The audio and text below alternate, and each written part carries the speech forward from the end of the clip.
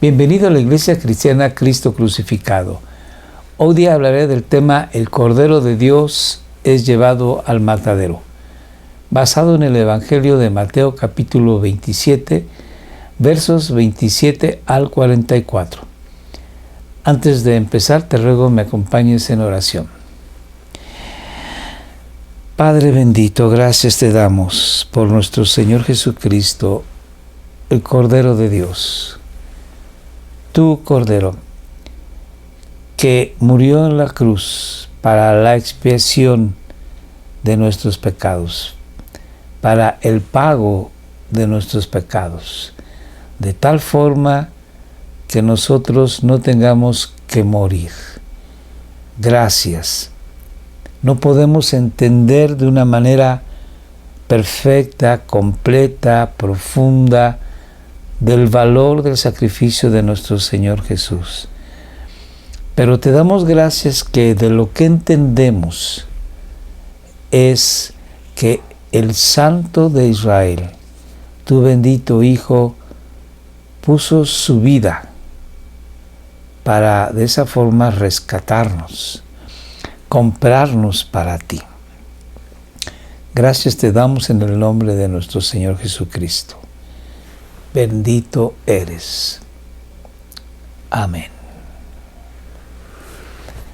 Mateo nos dice en su Evangelio que el Señor Jesucristo es tomado preso en el huerto de Getsemaní, llevado al patio de la casa de Caifás, donde el Sanedrín realiza un consejo para matar a Jesucristo.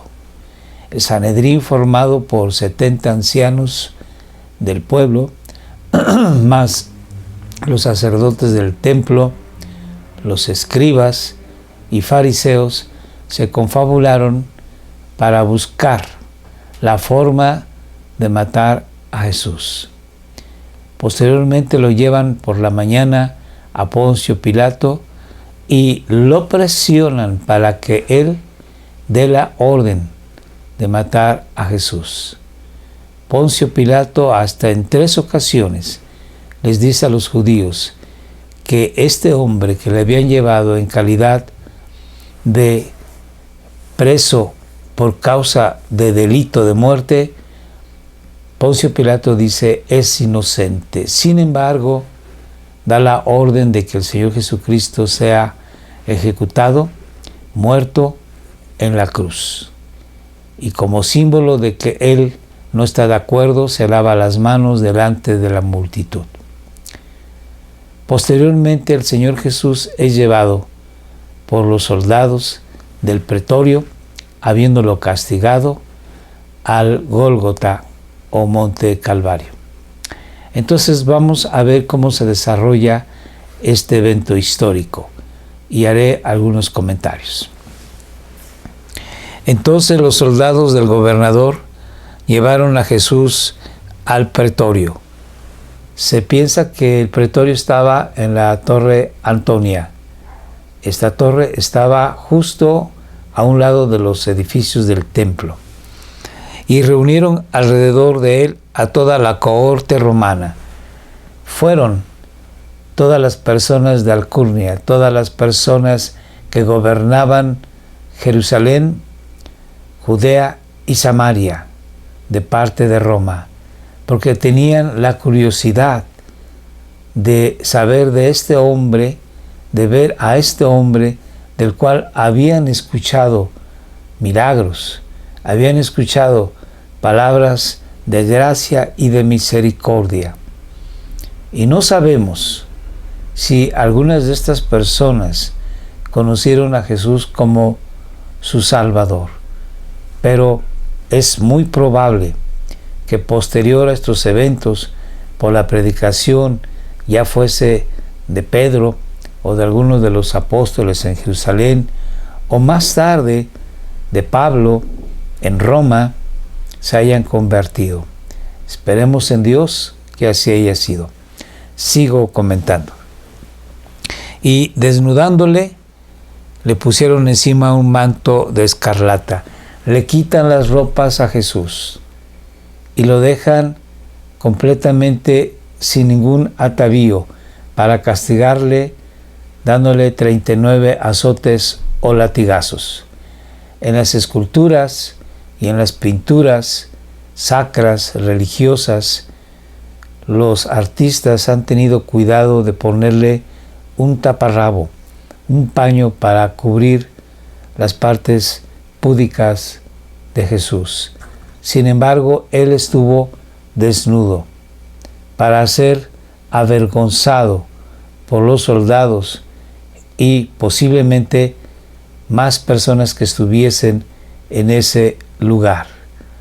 Posteriormente, después de haberle dado de latigazos, le cubren con un manto de escarlata, seguramente un manto romano. Y sigamos leyendo. Y tejiendo una corona de espinas, se la pusieron sobre su cabeza y una caña en su mano derecha. Esto para hacer mofa de Jesucristo, a poner una corona como rey y una caña como cetro en su mano. Se pusieron de rodillas y lo saludaban como si fuese rey de los judíos. Sigo leyendo. Y arrodillándose delante de él, le hacían burla, diciendo: Salve, rey de los judíos. Y escupiéndole, tomaban la caña y le golpeaban en la cabeza. Uno ha de decir, ¿por qué esta maldad de los soldados? ¿Por qué hacer escarnio de Jesús, un hombre que no les hizo ningún daño? Bueno, esto refleja la maldad del alma humana. Pudiéramos decir que eran soldados curtidos en batallas y se habían vuelto insensibles al dolor de los que estaban sufriendo.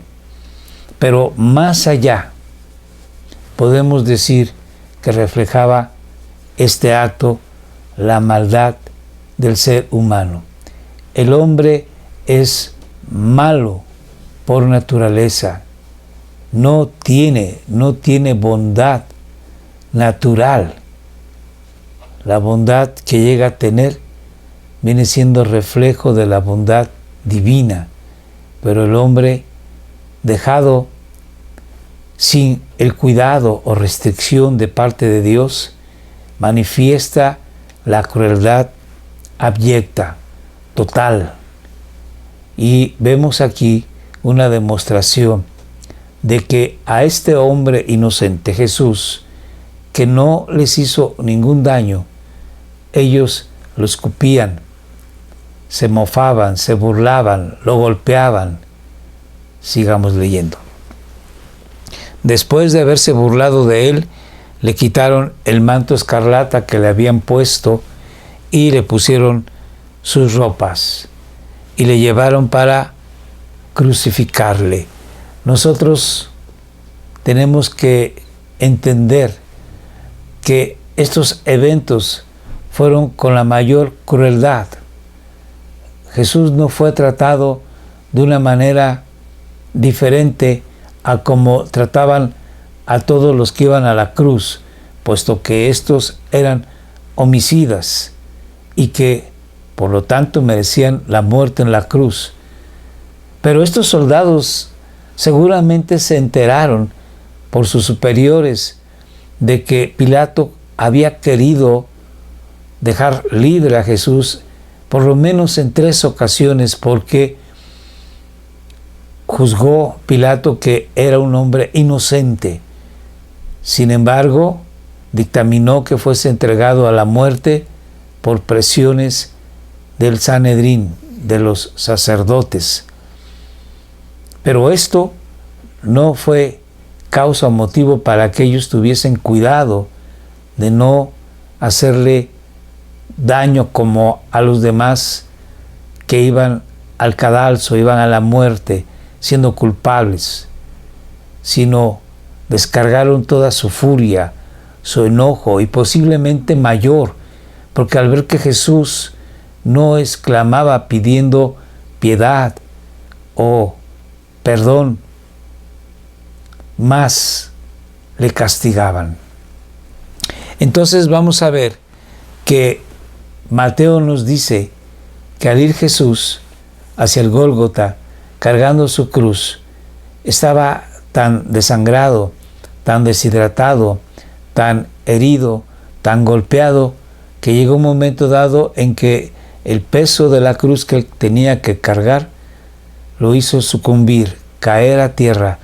Y entonces los soldados, al ver a un hombre llamado Simón de Cirene, lo toman para que cargue la cruz de Jesús. Y Marcos así lo dice: y obligaron a uno que pasaba y que venía del campo, Simón de Cirene, el padre de Alejandro y Rufo. Marcos da esta información porque seguramente en la comunidad donde él vivía, Marcos conocía a Alejandro y Rufo, y para que los demás identificaran a este Simón de Cirene, dijo: el padre de Rufo y de Alejandro, los que ustedes conocen. Entonces vemos nosotros que cuando se escribió el Evangelio de Marcos, hay indicios históricos de la realidad de la cruz, porque Simón de Cirene ayudó cargando la cruz de Jesucristo. De aquellas personas que dicen que esto no es histórico, Marcos se adelantó a estas personas diciendo: este Simón fue el padre de Rufo y de Alejandro, los que ustedes conocen. Y entonces Simón llevó la cruz de Jesús. Volvamos a Mateo. Cuando llegaron a un lugar llamado Gólgota, que significa lugar de la calavera o calvario, esto nos indica que el lugar a donde llevaron a Jesús muy posiblemente tenía forma de un cráneo humano, y era un montículo o un pequeño monte afuera de las puertas de la ciudad de Jerusalén. Sigo leyendo. Le dieron a beber vino mezclado con hiel. Era común que le dieran a los que iban a morir en la cruz vino o vinagre con hiel, o bien incienso o mirra, que formaban así un anestésico para que el hombre no sufriera tanto los dolores de la muerte. Sin embargo, el Señor Jesucristo, después de probar esta mezcla de vino y de hiel, no quiso beberlo, porque él deseó sufrir de una manera completa y total el dolor de la muerte por la cruz para el pago de tus pecados y de mis pecados. Él quiso experimentar todo el sufrimiento posible sin quejarse, para de esta manera cumplir de una manera completa con el pago exigido que la justicia de Dios demandaba. Sigamos leyendo. Y habiéndole crucificado, se repartieron sus vestidos echando suertes.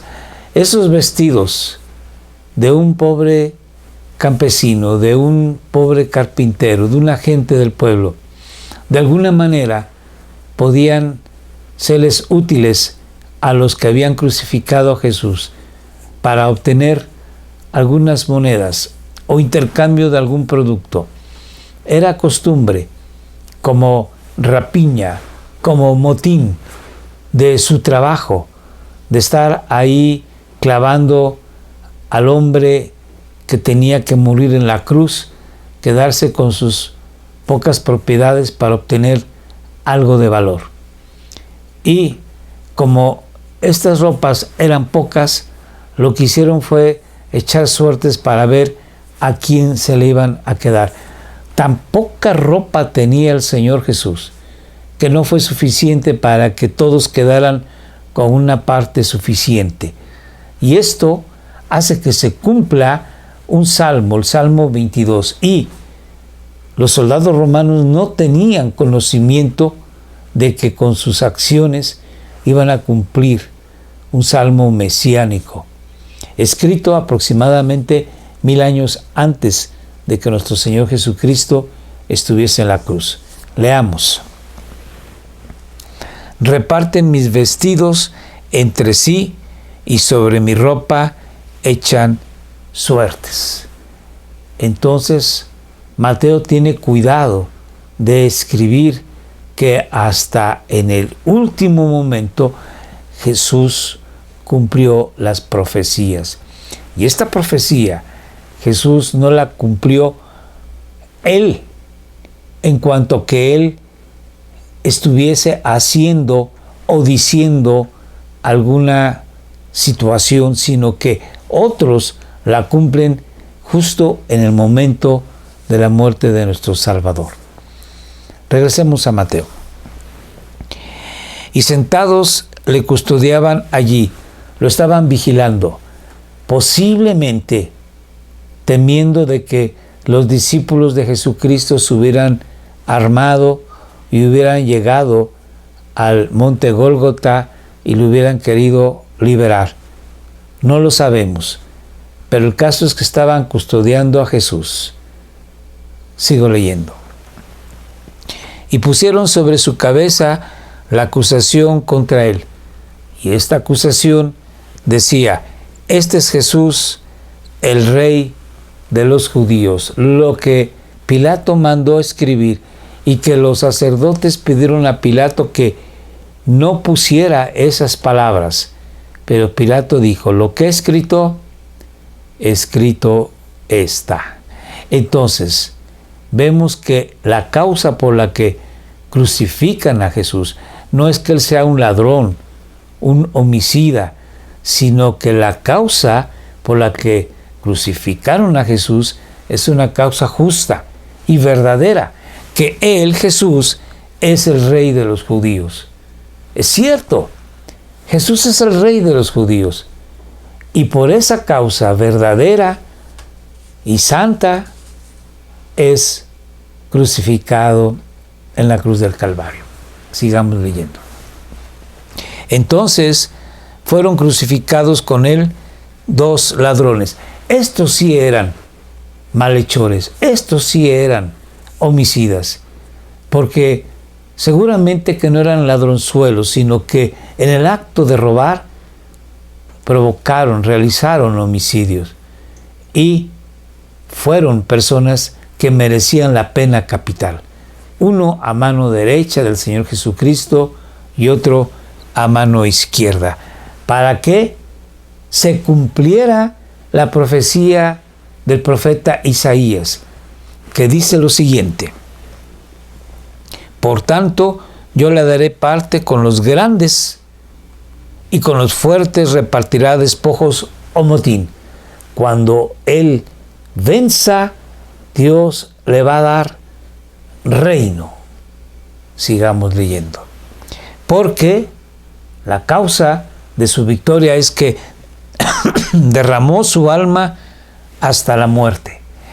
Y con los transgresores, con los ladrones, con los asesinos fue contado.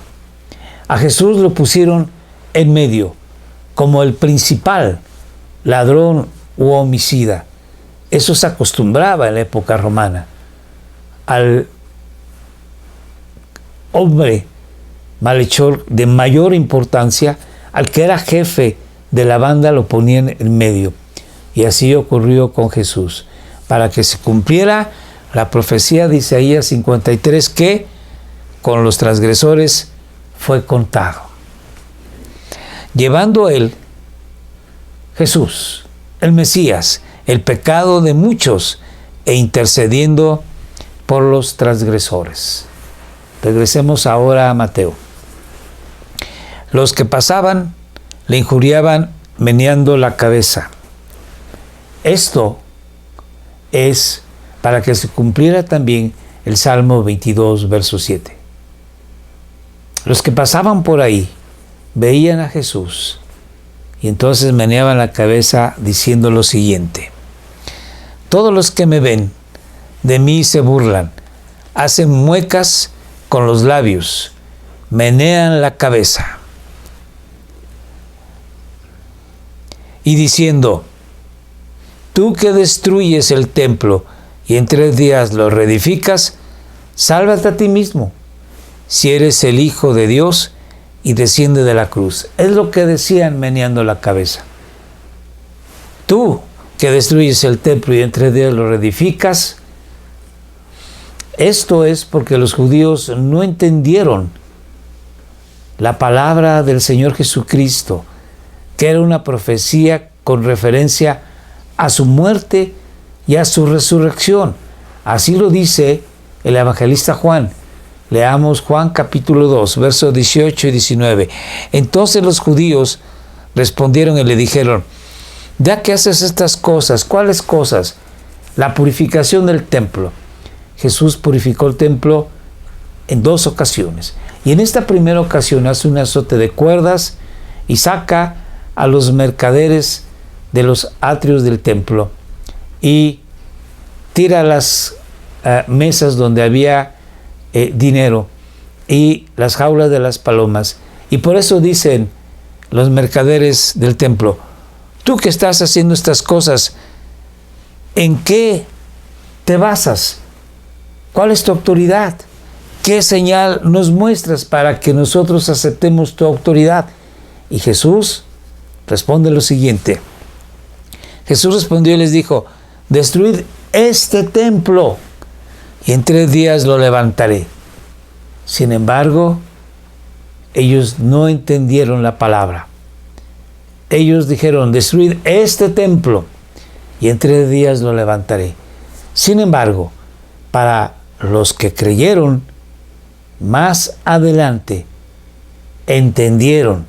Algunos seguramente fueron gente que estaba ahí en el momento en que Jesús lo mencionó. Y dijeron: ahora entendemos. Jesús estaba refiriendo al templo de su cuerpo y que resucitó en 3 días. Efectivamente, Él levantó su templo en 3 días. Regresemos a Mateo. De igual manera, también los principales sacerdotes, junto con los escribas y los ancianos del pueblo, burlándose de Él, le decían: a otro salvó, a sí mismo no puede salvarse. Rey de Israel es, que baje ahora de la cruz y creeremos en Él. Esto, nuevamente, para que se cumpla la palabra profética del Salmo 22. En Dios confía, decían ellos, que le libre ahora si Él le quiere, porque ha dicho: yo soy el Hijo de Dios. Y estos hablaron la palabra y posiblemente sin recordar el Salmo 22, porque se expresaron como está escrito, que se encomienda al Señor, que Él lo libre, que Él lo rescate, puesto que en Él se deleita. Es un texto bíblico y seguramente conocido por los sacerdotes y los escribas. Y si ellos lo dijeron a sabiendas de lo que estaba escrito, bueno, se cumplió la palabra de Dios. Pero si lo dijeron de su mutuo propio, de su pensamiento, se estaba cumpliendo también la bendita palabra de Dios, con referencia a que Jesús se había encomendado al Señor y que Él lo librara. Y ciertamente Dios lo libró, Dios lo rescató, porque al 3er día lo levantó de entre los muertos. Volvamos a Mateo. En la misma forma le injuriaban también los ladrones que habían sido crucificados con Él. Los 2 ladrones eran gente grosera, gente áspera, gente burda, gente sin educación, y se burlaban de ver que Jesús, Él no injuriaba, no maldecía, sino que estando en la cruz, Él oraba por sus transgresores. Decía: Padre, perdónalos porque no saben lo que hacen. Y fue el golpe de esas palabras divinas que llegó al corazón de uno de los dos malhechores. Y entonces uno de ellos, que había estado injuriendo y maldiciendo a Jesús, se arrepintió al reconocer que Jesús es el Mesías, el Rey de los judíos. Porque Lucas añade lo siguiente, leamos. Y uno de los malhechores que estaban colgados allí le lanzaba insultos, diciendo: ¿no eres tú el Cristo? Sálvate a ti mismo y a nosotros. Pero el otro le contestó y reprendiéndole dijo: ¿ni siquiera temes tú a Dios a pesar de que estás bajo la misma condena? En este momento, este malhechor que estaba insultando también a Jesús, se dio cuenta de quién era el que estaba en medio de ellos. Se dio cuenta que aquel que tenía sobre su cabeza, este es Jesús, el Rey de los judíos. Creyó en él y vino luego a pedirle perdón a Jesús, perdón a Dios. Y bendito nuestro Dios, que nuestro Santo Salvador lo perdonó, porque vamos a leer. Y nosotros, dice este hombre, a la verdad, justamente porque recibimos lo que merecemos por nuestros hechos, pero nada malo ha hecho. Y enseguida agrega, y decía: Jesús, acuérdate de mí cuando vengas en tu reino, porque tú eres el Rey de los judíos, tú eres mi Rey, así que perdona mis pecados y te reconozco como mi Salvador. Y Jesús, estando en agonía, se vuelve al malhechor y le dice estas benditas palabras. Entonces Jesús le dijo: en verdad te digo, hoy estarás conmigo en el paraíso. Hoy estarás conmigo en el seno de Abraham. Hoy estarás conmigo delante de Dios. Tú y yo tenemos que darle gracias a Dios porque por Jesús tenemos una plena seguridad de que si hoy morimos, estaremos delante de Dios. Pero, ¿qué hay de nuestra familia? ¿Qué hay de nuestros amigos? ¿Qué hay de nuestros vecinos? Tenemos que hablarles, tenemos que expresar palabras de vida eterna. Y lo que podemos decir es: porque de tal manera amó Dios al mundo que ha dado a su Hijo unigénito, para que todo aquel que cree en Él sea salvo, tenga vida eterna y no se pierda. Tenemos que comunicar a la gente el Evangelio de Dios, las buenas noticias, que son que Jesús murió en la cruz del Calvario para pagar por nuestros pecados. Y de esta manera nosotros, reconociéndolo, podemos venir a Dios y pedirle, rogarle, implorarle su perdón. Y Él, porque Jesús ya pagó en la cruz, es amplio y generoso en perdonar. Entonces, que no se nos olvide que de gracia hemos recibido, demos de gracia. Oremos por los que nos rodean y abramos nuestra boca, y no una vez, sino ser personas que obliguemos prácticamente a escuchar el Evangelio. Quiera Dios que tenga misericordia de los que nos rodean. Que Dios te bendiga. Oremos. Padre, gracias en el nombre de Jesús. A ti toda la gloria, la honra y la alabanza, porque tú lo has hecho todo. Tú eres nuestro Dios Salvador, y que ha entregado a su bendito Hijo Jesucristo para ser el Cordero Pascual. Y Él, muriendo en la cruz, pagó por nuestras iniquidades. Y ahora tu Santo Espíritu en nosotros está manifestándose para vivir una vida santa a ti. Te rogamos tu bendición, tu misericordia en nuestras vidas, pero ayúdanos a compartir tu palabra, tu evangelio a los que nos rodean. Gracias en el nombre de Jesús. Amén. Dios te bendiga. Te invitamos todos los martes a tener una reunión con nosotros en Facebook Live. Reunión de oración. Es importante que oremos por nuestros amigos, nuestros familiares, nuestros vecinos, además de abrir nuestra boca. Reúnete con nosotros todos los martes, 6 de la tarde. También estamos en YouTube, en Facebook. Y ahora, además de tener nosotros WhatsApp, tenemos Telegram. Toma nota del teléfono, envíanos un mensaje, haznos conocer de ti.